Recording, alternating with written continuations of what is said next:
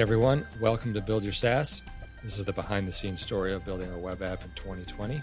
I'm John Buda, a software engineer. And I'm Justin Jackson. I do product and marketing. Follow along as we build Transistor.fm. So John, a little bit of a break last week. Yeah, we had a busy week. We were both kind of busy, or just a little bit. Yeah. tired. Yeah, I think it's okay to take a break every once in a while. Actually, we're going to talk about that a little bit later. But I thought maybe we'd start the show just doing kind of a general, an update on Transistor, how things are going. So, the most interesting thing I think for people listening is probably we had 2 really high growth months over the April and May. And we've been wondering if that would continue, and June has definitely been slower. So I'm not exactly sure what to think about that. Like, what? Yeah, I don't even know what to think about April and May. I mean, was it because of COVID-19 and people were at home starting podcasts, or was it just, it's sort of hard to tell. Mm-hmm. And then now there's the slowdown. Is it because everyone who wanted to start a podcast tried to start one? Mm-hmm. Yeah. You had mentioned maybe it was some sort of because of the unrest in the US, but I don't know if that would necessarily be the case. It would almost seem like there'd be more of them being started because people would want to talk about. Oh yeah. Race issues. Yeah, I had wondered if it was the protests and that kind of just civil unrest that was maybe affecting things. Yeah. My sense is that it was during the lockdown, people saw it as an opportunity to finally start that podcast that they'd wanted to start. We had reports of podcast microphones selling out at Amazon. Multiple people on Twitter saying they wanted to get one, but they couldn't. So I think that's actually probably what happened. And interesting to see how, we always think of human beings as individuals, but they really do move in groups. Like, I had this thought when the lockdown happened. I've always been into these looping machines. Mm-hmm. And I was like, maybe now's the time to get that looping machine. And I wasn't the only one to have that thought. Like, looping machines also were sold out in a lot of places. So there was something about being in your house going, okay, this is the time to get that VR headset. This is the time to get that microphone and do that podcast. Yeah, I mean, all that stuff. Nintendo Switches are sold out everywhere. A lot of, just things that you would use at home to pass the time. Either, new projects or just something fun. Again, I find that stuff fascinating, how there can be these conditions in society that lead to market demand. And this is one of the things I would go back to school for, is I think I've gotten fairly good at being able to observe and somewhat determine when there is market demand and respond to it. So over the years, I've been able to identify, there's increasing market demand here, and maybe we should respond to it. But what I'm still not sure about is how that demand gets created. Like, what causes that rising tide of a bunch of human beings to all kind of in a group at the same time decide to get into podcasting, or to switch to Slack, or to get a chat widget on their website? Like, what are the conditions that leads to that happening? And I think that would be fascinating to do like a master's or a PhD on that, to figure out, because I don't even know is that economics? But for sure, there's some feedback loops in there. right? As things become more popular, it reinforces popularity. If your friend has a podcast and then your other friend gets a podcast, part of you wants a podcast. Yeah. So yeah, anyway, that we saw these growth numbers, and now June, we're still growing, but we're not growing as fast. Yeah. Yeah, we still have yet to hit a month where we've actually lost money. And I don't know if that's coming or like that'll be a pretty momentous thing. Yeah. If we have a month where it's like, oh, our revenue actually went down. Well, and this brings up another issue, which is we haven't faced the plateau, and we haven't also faced a downward trend. And right, which I mean is, especially in the US, I can't speak to Canada or many other countries, but the financial situation in this country is not great. Like it was propped up by some government incentives to give people money and stuff during coronavirus, but that's also not getting better at the moment. So like there's still the potential for a massive economic downturn in this country, which would probably affect us quite a bit more than we saw, I think. So part of the reason we're exposed is we do have a lot of hobbyists and, people doing this podcast on the side. And so their Transistor subscription is on their personal credit card. Yep. On the other hand, we're somewhat protected because it's very unlikely that, a bunch of those individual plans will all cancel at the same time. If we notice, an increase in churn, that we'll notice that, we'll be able to see it coming. Basically, I don't want to be naive and say we don't need to keep an eye on it. And I think also this is a good time for us to start thinking about the inevitable end of the wave we're on. So. Yeah, we've talked about it very briefly as far as like what's next, what could we add, or what could we kind of something new we could come up with to sort of add on a new like layer of value or some new feature or something that would attract maybe different types of people. Now, one question that's interesting to ask there is what are we trying to optimize for? What's our goal? And I think part of our goal is we've built up this asset and we know that it's not going to go forever. And so we're trying to now de-risk ourselves, diversify the risk.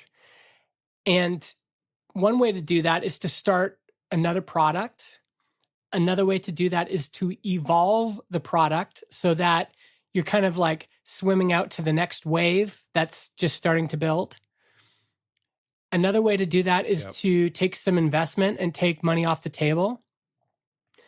Another way to do that is to, optimize for expansion revenue or go after different types of customers.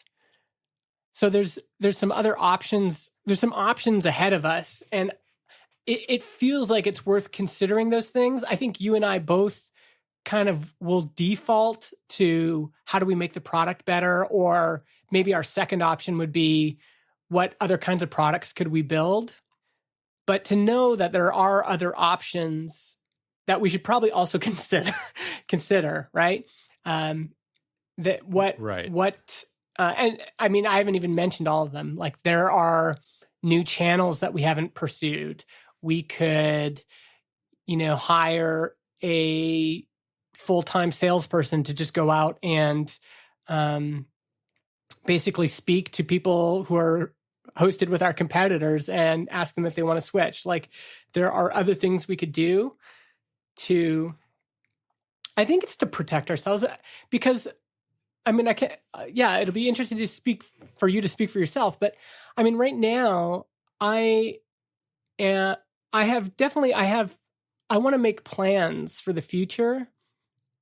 And as stable as MRR is, like let's say I buy a new house, which is something I'm considering.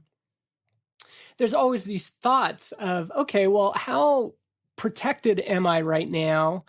And the future is unknown. And so what are some ways we can build some resilience into the system here? Do you think like that at all, or how do you think about things?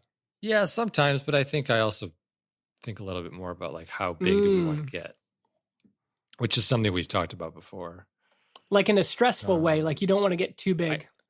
It's hard for me to see revenue dropping so fast that we have no control over it. Right? So to sort of think about, how to build in resiliency, I just feel like we sort of have to keep on top of it as we see it happening. I mean, I don't know. I guess nothing's certain, right? I mean, there could be a day where something happens and people just cancel very fast. But on the other hand, like, if you have a full-time job, there's really no guarantee that you're going to have keep your job there either. Yeah. I mean, in some ways, just you and I talking about it right now is helpful. This is why podcasts are helpful in the therapy sense, because, I said something and then you said something. And as you're talking, I'm thinking, like, let's think about our risks. Yeah. And we have a good buffer right now as far as money goes. Like, I think we talked about that at the onset of this pandemic, is like we could take a decent hit and still be okay. Yeah. And that didn't happen, which is great. But I think the same still goes for whatever's next. And I sometimes just looking at the numbers when you get anxiety, I think this is a common thing for founders, is you get anxiety and you just let the anxiety jiggle around in your brain, right? Like I could read the news and it's like, oh, look at this looming economic, tsunami that's coming. And I could also just look at the numbers and go, okay, well, I can't predict the future, but, like our highest churn was actually before the pandemic in January. And then before that, we had high churn in August as well. August 2019. And so we're down from both of those highs. There's something about that I think is reassuring to think, okay, well, there's going to be some churn, but right now there's nothing in our charts that show, that we should be really, really concerned. And now we've been in business for a couple years. And so I can look at, all the way back from May 2018, and I can see, I mean, actually, if we look at, we had some really high churn numbers in September of 2018. I don't know what happened there. September 2018, some big churn numbers, maybe because... Well, that's right after we launched. Yeah, so maybe, and because the numbers were so low back then, actually revenue churn spikes at the same time that growth rate is spiking, which was right after we launched. Yeah, that's probably why. So, yeah, I think that's interesting to kind of take a pulse. But on the other hand, think about, what do we want to do, right? Because we know if we just sit still and don't do anything, if we don't evolve, then we become Kodak or, some of these other companies that just were too comfortable. But on the other hand, that is still that is an option. We could literally not add anything new and just do customer support, and then take that time to work on something else, and we'd still make revenue every month, which I don't think either of us want to do right now, but it is. Yeah. That is an option. Yeah, there's other ways for us to diversify. And it's interesting, like ConvertKit, they just launched a digital commerce. So they're basically trying to become more like Gumroad or Podia. And that's interesting to me. It's like, okay, wow, they're making moves, right? They have aspirations of becoming a billion-dollar company. And that's interesting. Basecamp just launched Hey. So, of all the people who would be kind of financially set up, you got to imagine that's Jason and David. And they still felt like they wanted to put something new into the world. That's interesting as well. And then you have Peldy at Balsamic, and he's kind of, he's just building new versions of Balsamic. And in some ways, I think he's trying to figure out how he can pull himself out of the company. And he's kind of gotten what he wanted out of the company. Let's take a little break. Let's do our bootstrapper shout out. This is another name I recognize, Newsii, NUSII.com. It's online proposal software. So it's for creatives like website developers, designers, and marketing agencies. And this is owned by Michael. I've known Michael for a while. But yeah, if you want simple proposals in minutes, nice proposal templates, you're a freelancer and you need to, send out a bid or whatever, this is the software to do it. NUSII, Newsii.com. Not to be confused with Newsies, the Disney film from 1992. Starring Christian Bale. I had to look that up. I remember that. That's hilarious. It has a 39% score on Rotten Tomatoes. But it doesn't matter. People, that movie resonated. Weirdly, on Google, 83% liked the film. Huh. Interesting. Yeah, there's definitely some nostalgia. The box office for Newsies was $2.8 million. Just seems so small. The budget was $15 million. Yeah, it does. Speaking of industries that you are glad you're not in at the moment. Yeah, theater, not so much. But, I mean, I don't know if I love it when things get disrupted, but it is interesting that, like, if you ask most people, would you prefer the choice of going to the theater or being able to watch it in your home, but at the same time that it's in the theater? People will say, well, yeah, I would like to have that choice. And more often than not, I'd probably choose, I just want to watch it at home. It'd be nice to have the choice. There are certain movies I would definitely want to watch in the movie theater. But you can see it's like a false choice. But.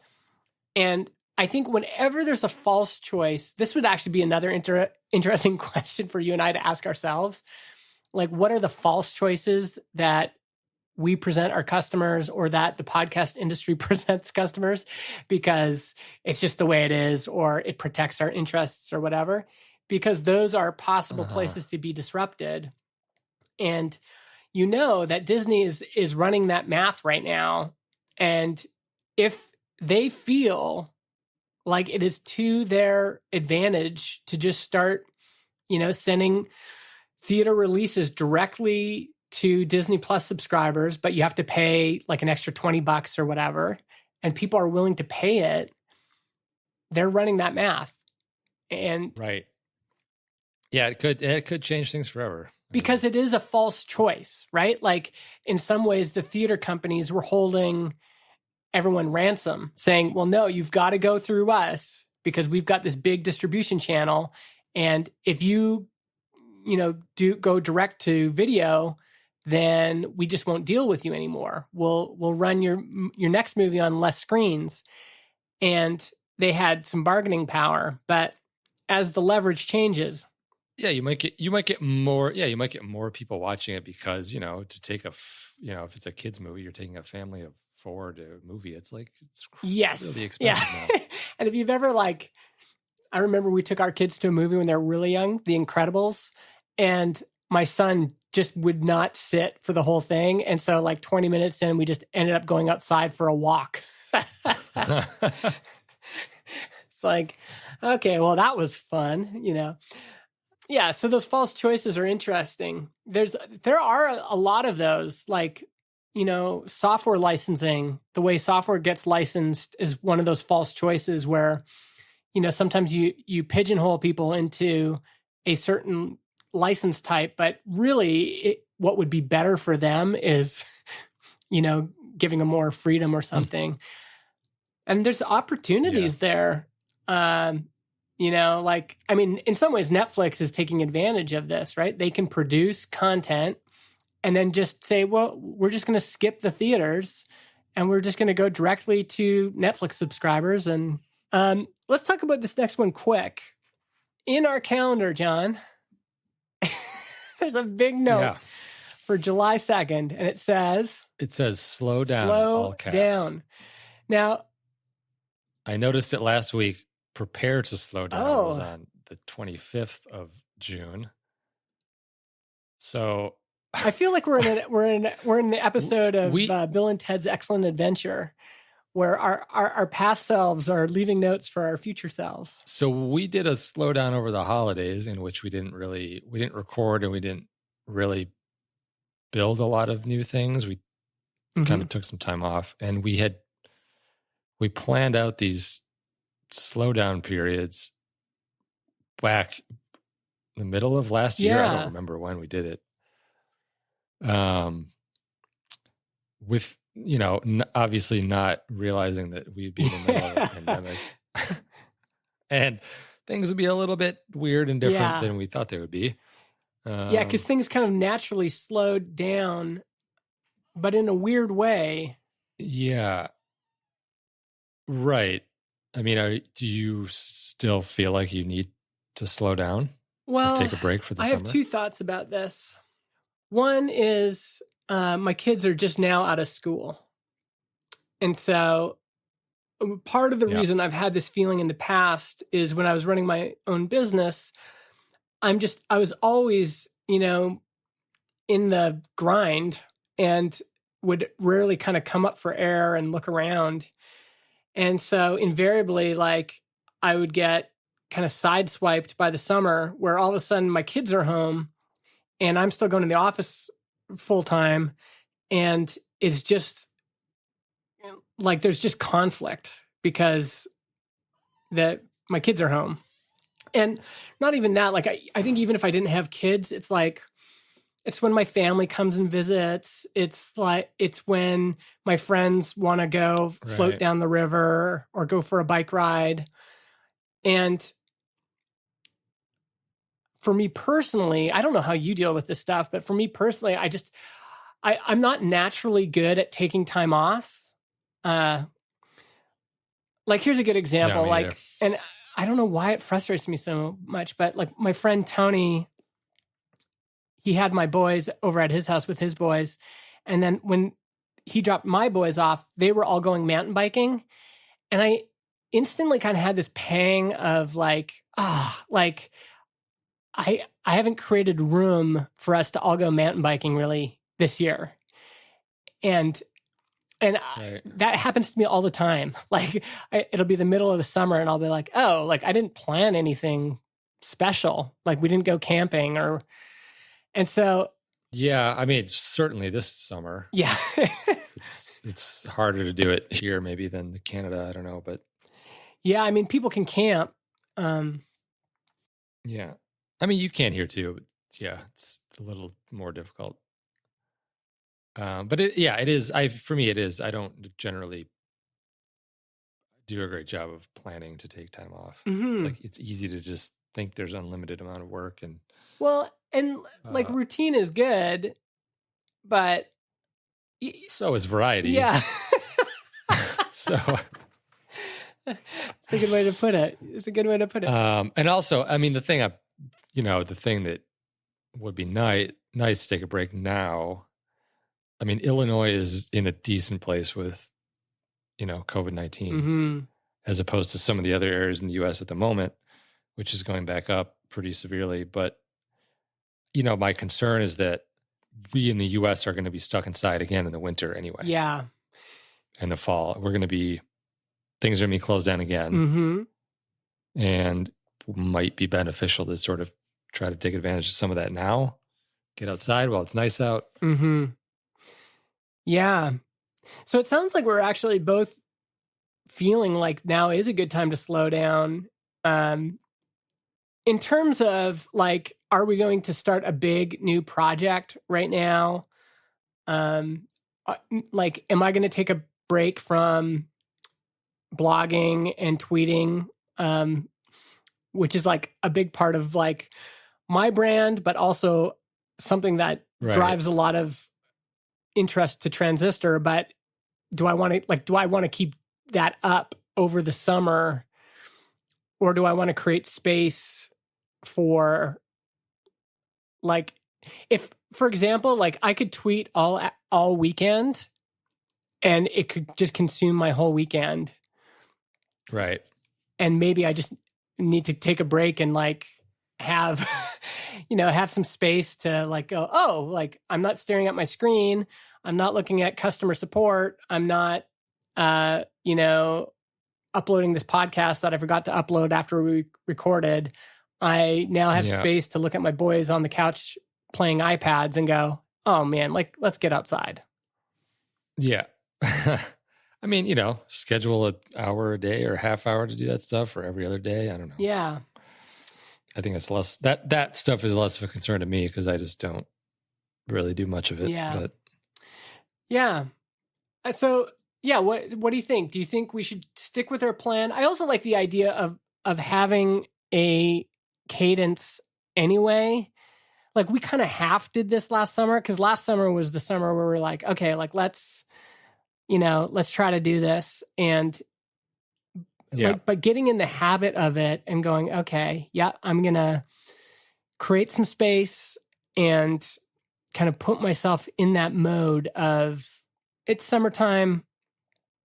Let's answer customer support. Let's give ourselves time to go outside. Let's give ourselves time to do a road trip if it's allowed. Like it would be nice to have some of that in there. Right. I mean, it would be nice. Whether or not we do it this week or not, I don't know, because there's a couple things we're trying to finish up. Mm-hmm.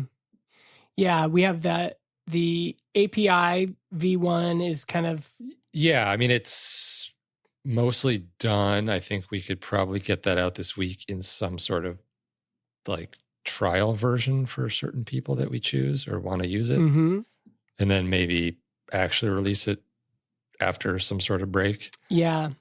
And then I'm still trying to finish up this new draft schedule publish workflow for episodes for podcasts. So yeah, be nice to get that out too. Yeah.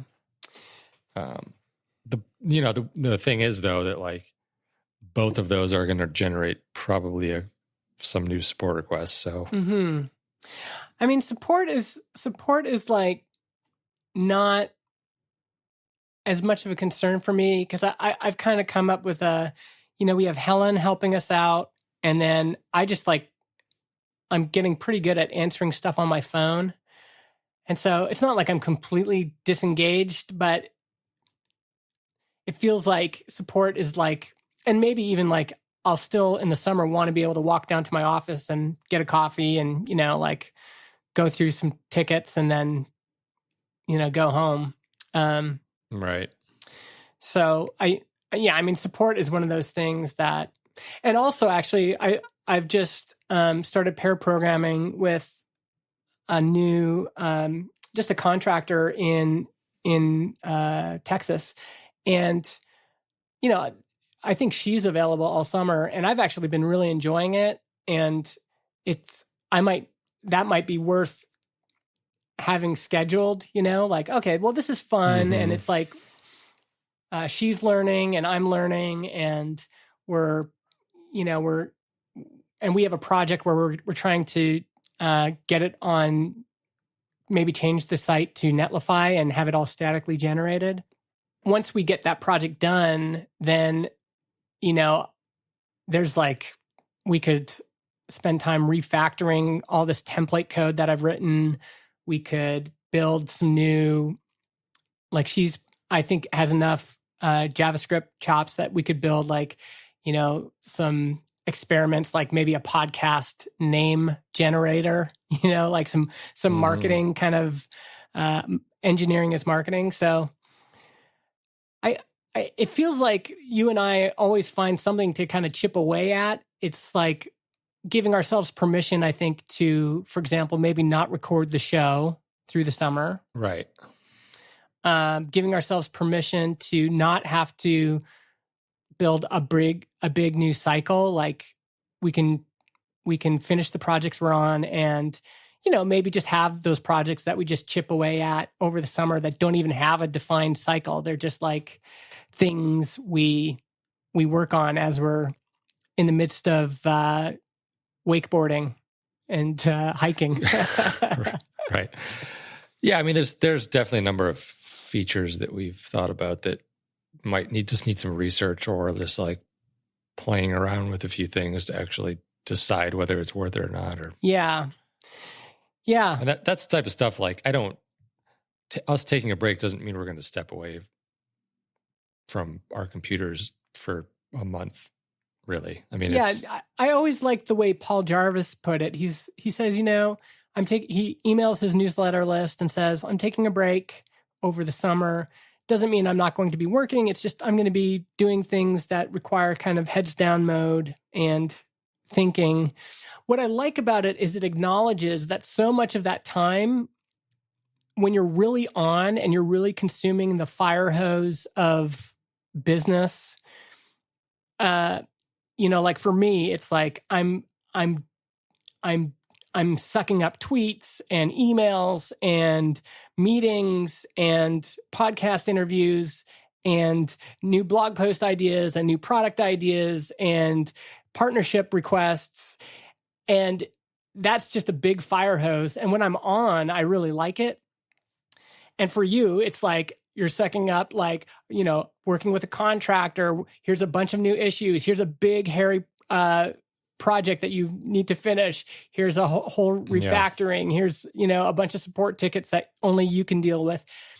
And I think there's something about saying, okay, I'm just going to turn off the fire hose of all the extra stuff that isn't like deep work that I just like deep, thoughtful work that I want to get done. And even though I think the fire hose, at least for me, being in marketing and sales, is like important. I think I do need to be like in the fray, taking time to not be in the fray, I think is healthy. I would agree with that. Cool. So let's stick with the plan. And I think what we're doing now is we're announcing that we are going to pause the podcast. So again, if we feel like recording an episode, or maybe I'll feel like, having a call with somebody and publishing it, we'll still do that. But if you don't see an episode from us until the fall, that is why. I think I tried publishing all through the summer last year. And again, maybe I'll do that, but I just don't want to promise anything. Yeah. We could do a slow down check-in. Yeah. I don't know. Exactly. Why don't we end off? We weren't sure if we were going to talk about this, but I think it's worth talking about. You cool? So. Okay. So Simplecast, one of our competitors, sold to Sirius XM radio. And what were your thoughts when you heard about it? I think it makes sense. It's sort of another one of those, like Spotify buying Anchor. It's this consolidation of podcasting related tools under these larger broadcast companies, I guess. Mm-hmm. Yeah. And Sirius also owns Pandora, which is a music and podcasting, listening platform. Yeah. So it certainly makes sense for them.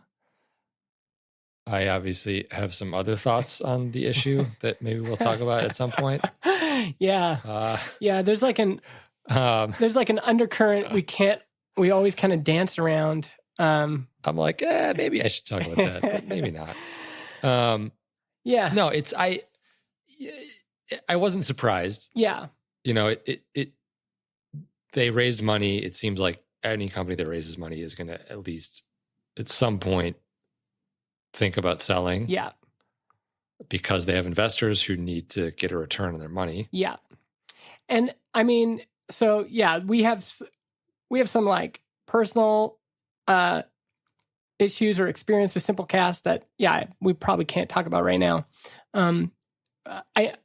If we put those feelings aside, which is actually kind of difficult, but if we put those feelings aside, what's interesting about it is that Simplecast, as opposed to Gimlet or Anchor or any of these other companies, is more our scale.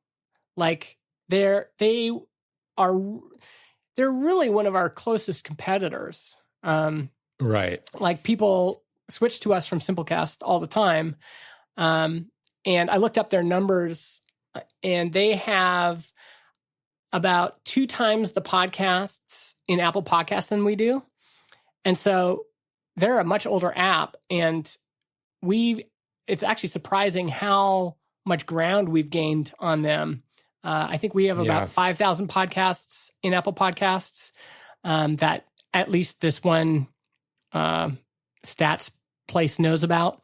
We have much more podcasts than that on Transistor, but and then they have about 10,000, so about double.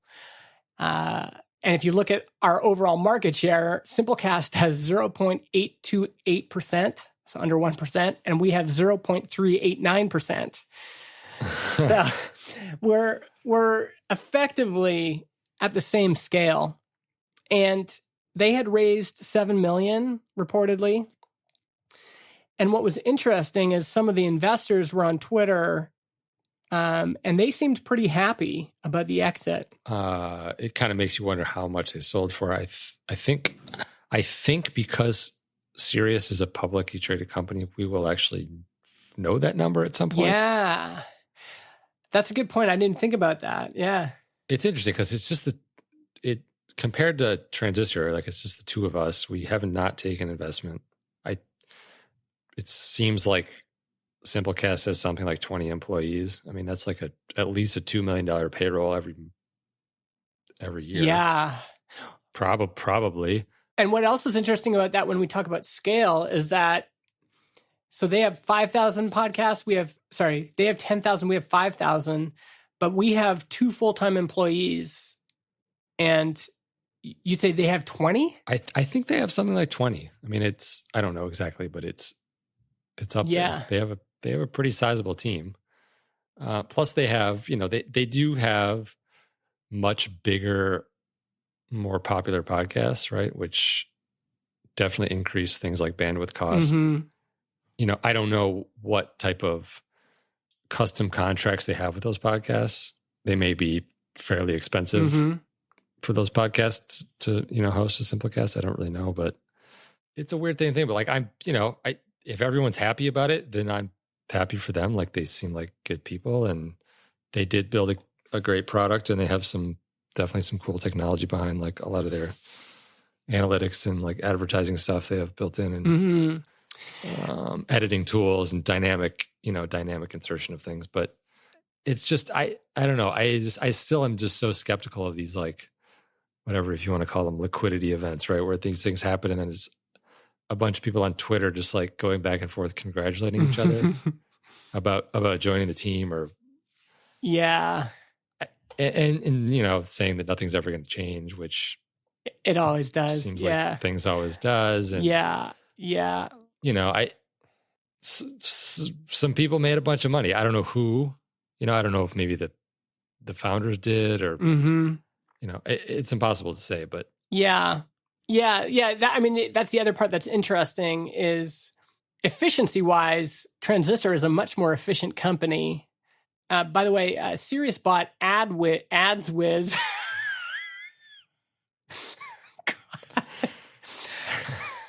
AdsWiz, a digital advertising company, in 2018 for $66.3 million in cash plus shares. Wow. And it's not out of it. out of possibility that it could have spent the same for Simplecast. My guess is it's in the range of 14 million to 35 million was the actual acquisition price, but I'm completely guessing. I don't know. What's interesting is we go, okay, Transistor has a product that's gained a ton of ground on them. Transistor is a much more efficient company, and Transistor has raised no money. And for us, I think as founders, there's just that's going to make you pause no matter what, because I maybe like, do you want to bring up that conversation you had with Mike? Oh yeah. But he had mentioned that he had talked to you about sort of what he would be happy to walk away with if something he had built had gotten purchased. And he mentioned something like any number that sort of is a life-changing number, yeah, right? Which can, whatever that may be, it's different for everyone, but like, what's the amount of money that would change your life in a meaningful way? And if whatever that number is, you should take it if it's offered, right? Yeah. And that could be anything. It could be the amount of money that you would never have to work again, which for some people would be boring. It could be the amount of money where you could take 10 years off, up to 10 years off, and just do anything else and not have to worry about necessarily making money. Although I think anyone who has built something and sold it would probably eventually figure out something else that they wanted to do within those 10 years, well before those 10 years are up. And start something else or invest, or, so I'm sure some people might just completely switch to something else entirely.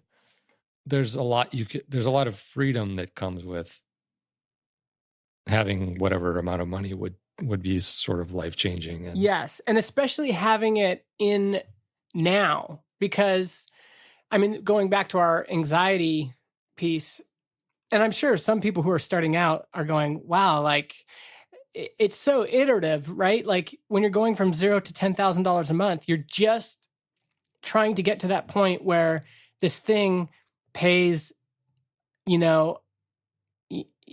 a month's worth of expenses, right? It's like, this month Transistor paid all of my expenses. And then the next month it pays your expenses, and you're like, oh, wow, this is amazing. And you have a string of those, and you kind of get out of, you're no longer in just like, I'm just building this thing so that hopefully I can survive. Like your survival instincts are like, okay, now things are starting to become more stable. And that's where I'd say we are now. Like things are stable. We have some margin month to month. But what we don't have is assurance that for the future. Right. And in some ways, maybe we do, right? Like we could probably borrow against our SaaS revenue and the likelihood that it will not decrease by a ton month over month. But we also know there are disruptive events. I'm sure the theater industry was like, things are great, but people still are going to see movies, and we've had all these Marvel blockbusters, and like, what could possibly happen that will disrupt this? And it's like, wow, we didn't think pandemic would be it. Maybe there's so many, you never know. So certainly the most safe and stable is if someone is willing to give you money now that is, like you said, or Mike said, life-changing enough that you don't have to worry about it anymore. There is something about that. And yeah, there is. I mean, it's appealing in a way. It's also, I don't know about you, I would feel like we'd be letting our customers down to a certain extent. Yeah. Yeah. And I mean, we've always said this is like an unfair question, because on one hand, we are fiercely independent. And we, you can look at what I've been saying and podcasting and writing about forever. And from the beginning of this podcast, you and I said, we want to be independent. We don't want to take venture capital money. We want to build a great tool that serves customers. We're going to wake up in the morning and answer customer support requests all the way until we go to bed. We are going to do our best to give people a great experience, and we are going to be unencumbered by, anyone breathing down our necks saying we have to grow at a certain pace or whatever. Right. On the other hand, we've also always said it's an unfair question because someone comes over to your ear and goes, hey, what if I gave you $3 million right now? And you're like, $3 million. And you're like, nah, that's probably not. Well, what if I made it 10, Justin? and I'm like, 10. Wow, okay. But oh no, our customers, and okay, how about I make it 15? And you get to have Howard Stern's old office. So, it gets to be harder, right? Like, it's like, hey, John, I could give you enough money that you could just bake bread for the rest of your life. I'm going to build you the most impressive bakery you've ever seen. Like, that there's a tension between these two things, even though self-righteously, I want to keep serving our customers. In fact, I think if I had absolute assurance that I could do this forever without the risk of losing it all, right, I would choose to do this forever because I really do enjoy what I do. And it really shows you how incredible that Bezos deal was that 37 Signals got. Because if someone came along now, I think there's been guesses at how much they got. I don't know if it was 10 million, or if someone wanted to buy a percentage of our shares and give us each a couple million, that would dramatically change things for me to know that, like for 2 million, I could buy a really nice house and be mortgage free and also still have some money for emergencies. It seems like a silly thing to be talking about, especially if you're in the phase where you're just kind of building things up. But eventually you'll get here. Eventually people get here. Yeah. Eventually. And, I don't think either of us knows what necessarily happened with Simplecast, whether or not they were approached by Sirius, or if they were sort of at the point where they were like, we should sell this because things aren't going as well as we wanted, or the investors were getting anxious. Who knows? Yeah. But there is, eventually that option to say, all right, we can work with someone to shop this around and say maybe someone's interested that wouldn't have necessarily known about us. But I think that's not necessarily anytime soon. Although I think we've talked about like maybe there's this window for podcasting where stuff like that could happen, and after that window, we may have missed it, and who knows what that is. Yeah, that is the actual big concern. But then again, places like Libsyn and Buzzsprout have been around for 10 plus years, I think. So yeah, I mean, our industry definitely has grown slowly, and it's very likely that podcast will continue to be a thing. Although, like, I think there's also ways we could hedge against that too. Like, we could expand the product in ways that where we're not just relying on podcasting. So yeah, it's an interesting stuff to think about. And I thought maybe the listeners would find that intriguing, maybe just to hear what we're thinking. Let's end it here. Let's give a shout out to the folks who support us on Patreon. And by the way, just so they know, for the past couple months, we've donated, I think, almost all of our Patreon money. We found some great causes that we've been contributing to. So just so Patreons know, like, we really appreciate their support, and we've been trying to pass that goodwill along. But yeah, let's thank these folks. Absolutely. Yeah. Thanks to everyone for supporting us in the past and currently. We have Colt Borg, Mark Binder, Anton Zorin, Bill Kondo, Sophia Quintero, Diogo, Chris Willow, Mason Hensley, Borja Soler, Ward Sandler, Travis Fisher, Matt Buckley, Russell Brown, Evandro Sassi, Pradyumna Schembecker, Noah Prale, Robert Simplicio, Colin Gray, Josh Smith, Ivan Kirkovic, Brian Ray, Shane Smith, Austin Lovelace, Michael Sitfer, Paul Jarvis and Jack Ellis, Dan Buda, my brother, Darby Frey, Samori Augusto, Dave Young, Brad from Canada, Sammy Schukert, Mike Walker, Adam Devander, Dave Junta. Junta! So waiting for it. I want to give some space for the listeners, you know? Yeah. Well, build up some anticipation. And finally, Kyle Fox from GetRewardful.com. Thanks, everyone. And we hope you have a great summer. Stay tuned. You never know. We might publish some episodes, and we'll talk to you next time we talk to you. Yeah. Be safe and have a good summer.